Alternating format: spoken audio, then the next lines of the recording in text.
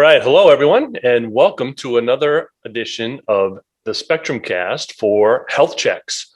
I'm joined by Todd Ozorzak from our customer service section. I am also joined by Jason Basler and Jim Smith from our development teams. Welcome, guys.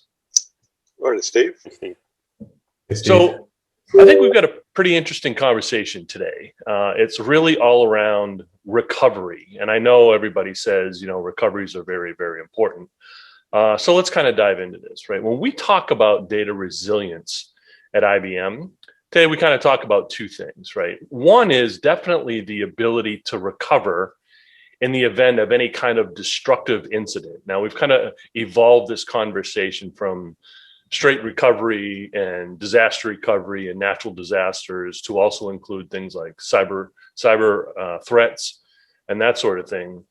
But in addition, around resiliency, we like to talk about the ability for that data that you have to be flexible enough to provide secure access. And we often think of things like clients using data in that repository for reuse.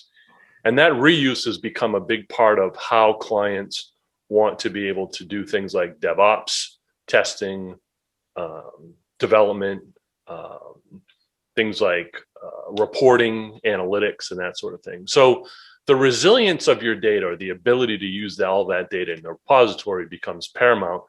And having it is really the key to this, right? So the first part of this definition is really the most important, right? The ability to recover in the event of any kind of threat. So today, when we talk about recovery, we often talk about a few key elements, right? You want to be able to, number one, understand your data's life cycle. Where does it first land when it lives? And then how does it propagate throughout its life cycle from a protection standpoint and an archive standpoint? You want to classify that information. And the biggest reason you want to classify that information comes to what we're going to start talking about here, which is designing your backup infrastructure, not for backups, but designing it for recovery. Because the moment something hits, you want to be able to recover that data that really drives the business forward as fast as possible. And that other data that might not be so important to the mission critical aspects of the business, those can come after. We also talk a little bit about automation, the ability to automate where possible and removing that human error. And then at the end of the day, and this is key for everything we've talked about, practice, practice, practice, right? The more you practice, the more you're ready to be able to do recoveries. When you don't do these things, especially today, it can lead to some pretty horrific incidents. And Jason, I know sometimes you're on the front lines of some of these things. You have any interesting stories or examples of folks that kind of don't follow this mantra? Yeah, absolutely. And it seems that the times have shifted a bit. What used to be, a disaster you would plan for, literally things like hurricanes or earthquakes or fires, were very rare that, a customer would actually get into this situation where they'd have to do a full-blown recovery. But with ransomware nowadays, it's putting customers in positions where they have to do full-blown disaster recoveries because majority of their systems are taken out by the infection. So it's becoming far more common now for these restores to be taking place. Some of the painful things we've been through recently, a lot of them have had to do with tape, where we offer features within Spectrum Protect called co-location to help you segregate your data on enough separate tapes so that if you have to do a mass restore, you can do a lot of parallel recoveries. But if you don't use that feature, your data gets intermingled on hundreds or thousands of tape cartridges. The poor tape robot on the back end is swapping cartridges so fast that most of the time is spent changing media rather than moving the bits back across. And so, that's one key thing we'd ask you to look at. Tape is certainly a viable media for recovery, but you have to plan properly to use the co-location features to make sure that the restores will be optimized. I'd say, a lot of it comes down to planning and preparing, and that along with the preparing comes along with testing, which I think we could talk about some here. And one thing you have to realize is when you're in one of these situations, you suddenly have a lot of stakeholders that maybe under daily operations don't pay a lot of attention to you, and now all of a sudden everyone wants information from you. So it's really hard to get your job done to do the recovery when you've got 15 people wanting status every 5 minutes. So that's part of it also. You need to be prepared to have a plan on how you're going to gather the information people need to be able to estimate things like how long is this recovery going to take? Are we on track? Did you have problems? And so there's a lot of aspects there. That's great, Jason. Thanks. And I like the way you started that out. A lot of times, especially in this day and age, your disaster recovery plan is not a whole lot different. I mean, there are a few things that we can get into that here in a second from a cyber threat or a cyber attack or a cyber incident. I often tell clients, when you have a cyber incident, that is a disaster, right? So you're in a disaster. But before we go down this road too much further, what do we mean when we say, what is your recovery? Test your recoveries, right? I know at times this can kind of seem fairly obvious to folks, right? What is a recovery? How do you test it? But what are some key things that we might want to think about? So Steve, I'll start. You touched on three very important words: practice, practice, practice. And if you take just a very simple example of, all of us have lost something on our computer. And there are a couple moments where we kind of freak out. That the first moment is, do I have it, right? I lost it. Was it on Time Machine? Is it on a USB drive? Right? There's that first moment of panic where, okay, do I have that copy somewhere? Then usually you recover it, you restore it, and we'll talk about that in a little more detail, the difference between restore and recovery. But there's that second moment of panic when it comes back. Can I open it, right? You never walk away from that after the file's copy. You always go back and you click on your Excel spreadsheet or whatever and make sure it's whole. And I think those are the two critical points in that is practicing to make sure you have things, right? Making sure that your backup inventory is what you think it should be, your SLAs have been set up. And second, practicing that part of making sure that whatever data comes back is in some usable format. We usually don't worry so much anymore about copying the restore part, which is just copying the bits back, right? It's more about the recovery. Are those bits that came back something that I can still consume and use? And so those are the aspects I would say that you really need to think about. And good points, Jim, and kind of falling onto some of those problematic recoveries I've been helping out with. A lot of times the discovery of what's important to our business doesn't start until that disaster has already happened. So a lot of time is lost, finding the stakeholders who own the data to say, what do you need first? We've got 500 machines that need to be recovered. What's the order we should do these in? And so as much as you can, it would be good as part of your onboarding process for taking in customers to your backup system that you get that relative priority established before you even start backing up. I know that's not always possible, but at least if you can put that task as part of the rehearsal of the recovery, then at least you'll have a fairly current assessment when a real disaster strikes. And I think one of the other important aspects when it comes to the practice is exactly what do you practice?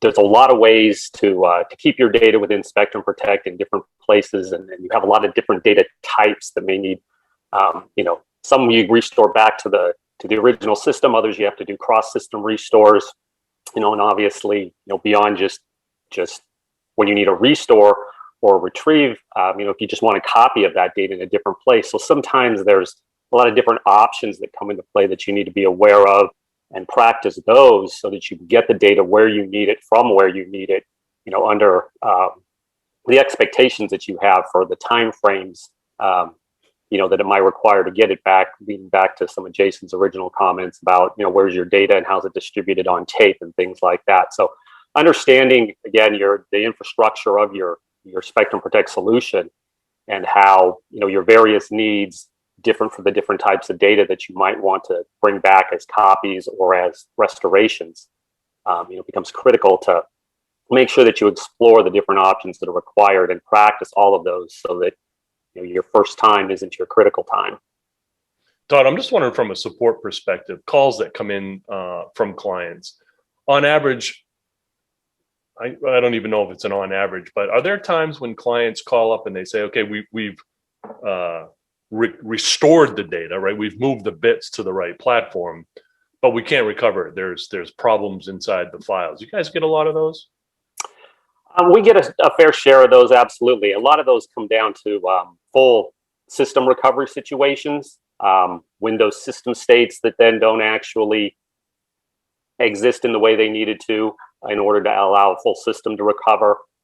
Sometimes you get into situations where it was restored back not with the particular rights it was backed up with, and that is usually an aspect of doing a cross-system type of thing and not really paying attention to the options used and things like that. So we definitely get aspects of those on a fairly frequent basis.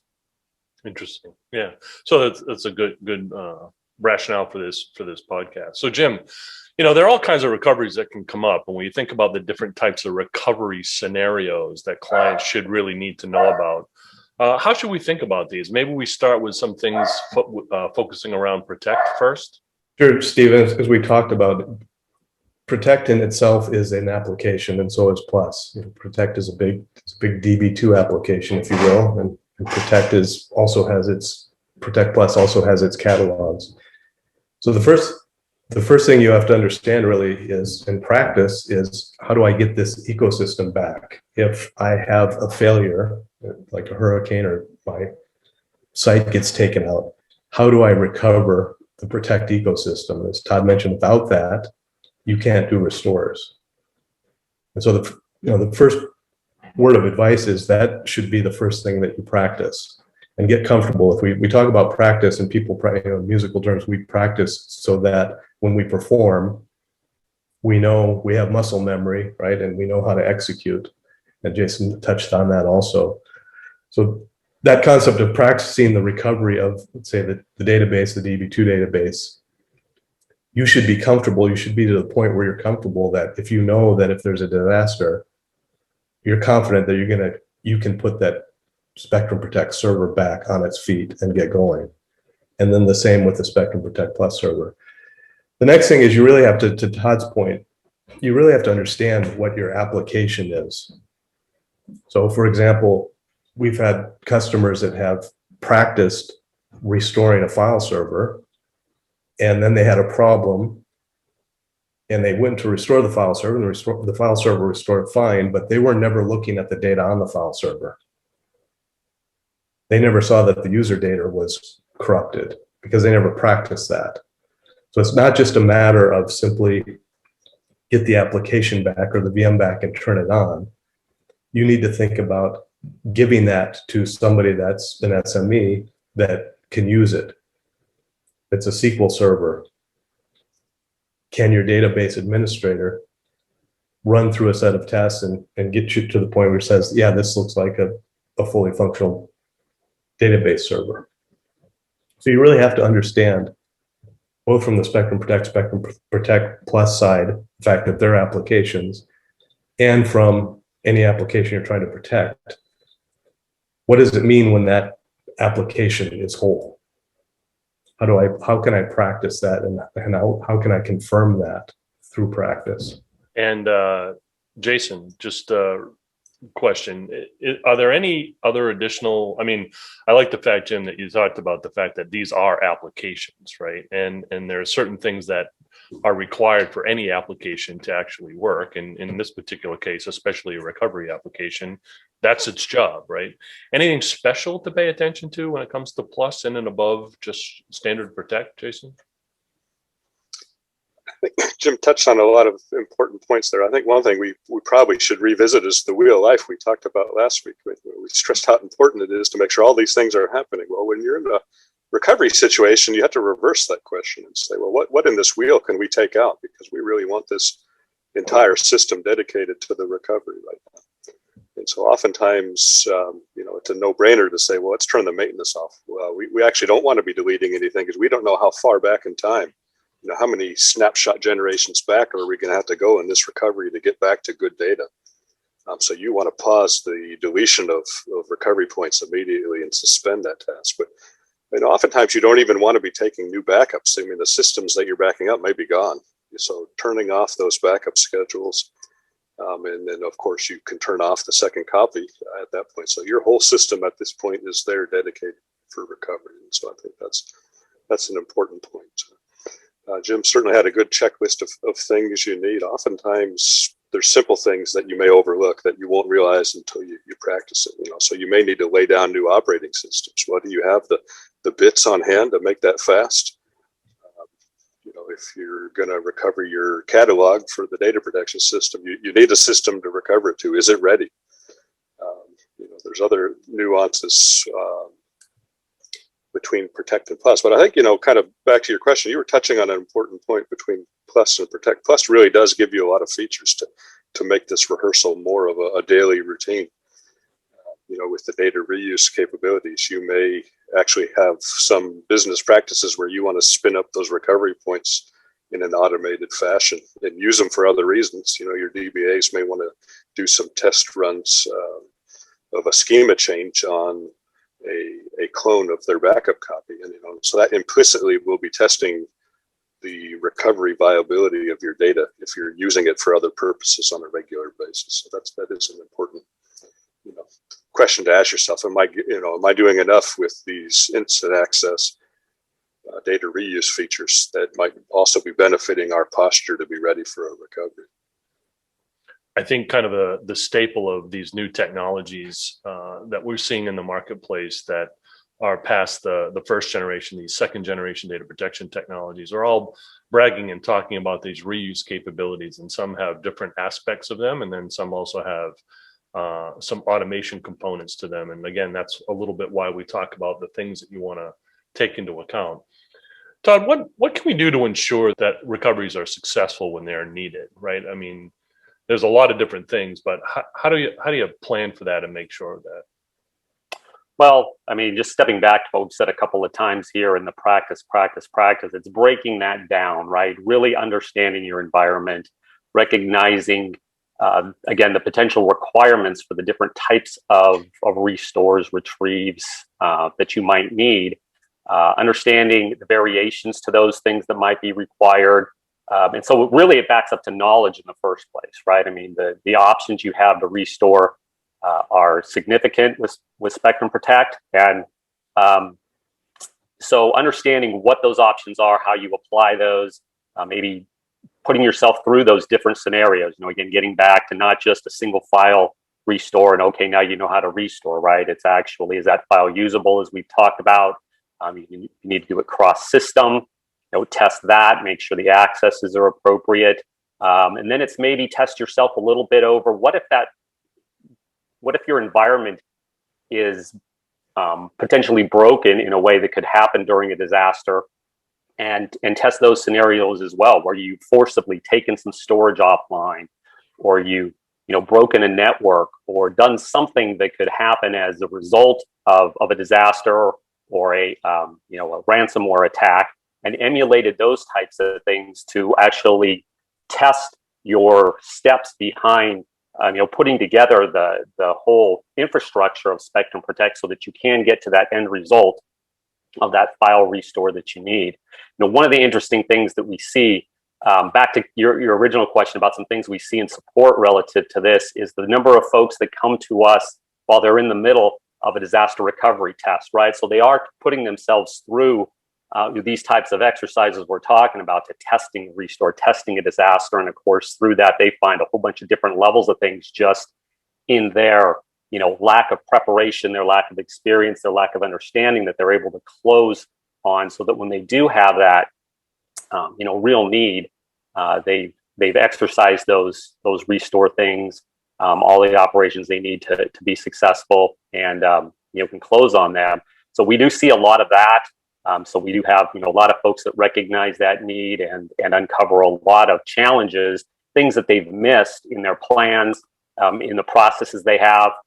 A lot of folks try to script out literally a playbook on restore, and that's great as long as you've considered all the possible permutations of what could happen. And sometimes relying too heavily on a playbook that that's existed maybe for quite a few years, and now your infrastructure's changed, your clients on the other end have changed, and you haven't accounted for some new things that have come into play. it's important to make sure that those playbooks are rewritten on a regular basis, retested on a regular basis, so that when they're really needed, they actually apply to the current situation you have at hand. So Todd, that's some good advice there. I know our lab services team will help clients with their run books as well. I'm curious, does the support organization or IBM in general and around the data resilience team provide any things to be able to help clients kind of go through this testing process and procedures? I think one thing we could look at, Steve, is the initial conversation. We talked about the blueprints in the previous podcast, and when we're talking to the IBM account or the technical advisor, the technical advocate or the lab advocate, that's a good thing to bring up at the beginning when you're planning your environment is considerations for disaster recovery and the infrastructure that you're going to need, not just for the backup, but also for the recovery. Yeah, that's really good advice. It's starting from the very beginning. And that's where we've even evolved a lot of the conversations we have in the field about stop architecting for backup, but architect for recovery, right? Because at the end of the day, if you can't get that important set of assets back to get the business on track, you're going to kind of fall down throughout the process, right? So, when we think, and anyone can chime in here, when we think of IT, right, a lot of times we talk people, process, and technology, right? And obviously the technology in this particular aspect is your data protection technology. Here when we talk about the backup technology, but around the recovery considerations, besides the application itself, right, Protect Plus, what other types of things should we be considering when it comes to recoveries and recovery processes? Jim or Jason, I can't remember if it was you, Jim, it might have been you that talked about, the expert, the application expert. So if you're doing recoveries of databases, making sure that they understand that the data is actually proper as it lives underneath that. What other kinds of things should we think about? So I think that was Jim, and that was a good point. You need your data owners to be able to say, yes, the recoveries is good and viable. Really, you think of almost everything that you've put into place on the production side when you're taking the backups play out in reverse in a recovery. So you may need your operating system folks to build systems from scratch. They need to be one step ahead of the recovery. So they're getting systems up to spec and then handing them over to you and say, okay, we're ready for recovery. You need your database administrators. They'll need to get their database stack in place, ready to receive a recovery. Certainly your infrastructure folks, you need a viable network. You need your storage systems operating at peak efficiency. And so I think a lot of this will come down to performance. That's often where we get involved is, hey, I've been running this critical massive recovery and it's taking way longer than our stakeholders are willing to tolerate. What can we do to make this faster? And so oftentimes, as any performance problem, it could run from the start to the end. You don't really know where it is until you dig into it. But things like the disk you're recovering to, right? In production, you might be running in an all-flash environment, and at your DR site, you're suddenly back to spinning disk. And so what can you do to optimize things? Well, first of all, can you avoid that? That's the obvious thing. If you have no choice, what can you do? You're going to need those experts there to make decisions to say, okay, well, this thing is not going to behave the way it was on all flash. We might need to make some changes to how this is laid out to deal with this new reality. So, I think that the short answer is you're going to need the whole team across all the teams in a real emergency. Yes, Steve, I think one of the other things to look at is kind of the other side of that, or at least what we started with there, and your storage, your back-end storage on your Spectrum Protect server and the integrity of that storage, right? Has it been maintained? Especially when you're needing data that maybe has been sitting out there for a while. We've got some features within Spectrum Protect to allow you to audit your volumes, your containers, to ensure their integrity is what it needs to be, and something hasn't happened out there that's gone unnoticed on your storage subsystem, so that your data is actually, still intact as Spectrum Protect expects it to be when you need to do that recovery, that restore.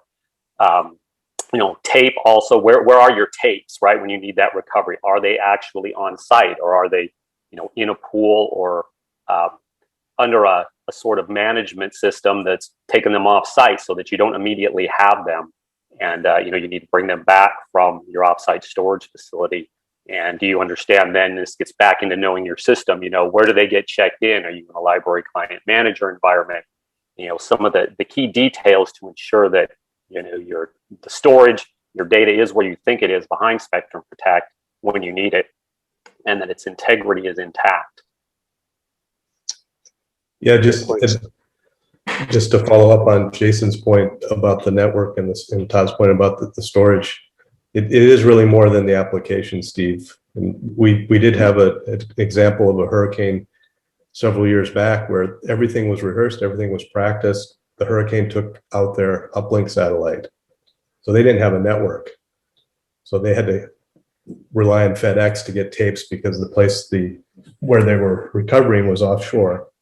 And it gets back to Todd's playbook. I mean, it's a disaster. You can't always plan on, plan A, right? You have to have a plan B and a plan C, because it's not just about the data. You've got the storage, you've got the systems, you've got the network, and all those components and all those people, as you mentioned.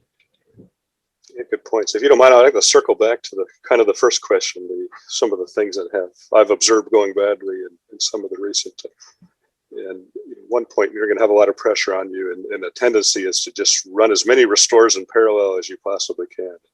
This is often a case where more is not always better. And there's kind of a sweet spot of recovery where you get the ultimate rate of return, and hopefully you've prioritized what you're recovering, so you're getting the most important systems back as fast as they can possibly go. But finding out what that recovery sweet spot is one of the outcomes you definitely want to get out of the rehearsals. How many systems can you bring back in parallel? What are how can you spread what you're recovering across different domains, so to speak, so that you're getting things that aren't conflicting with each other?